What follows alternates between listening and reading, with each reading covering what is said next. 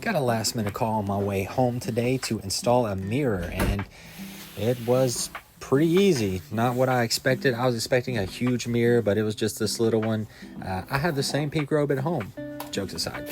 No, I didn't know what I was getting into. She said she wanted it somewhere right in here, so I went ahead and put that up for her. It was a quick $150 for 20 minutes worth of work. It can be good money doing this stuff if you know what you're doing, but hope you enjoy the rest of the video. Thanks. If you enjoyed this content, like and subscribe.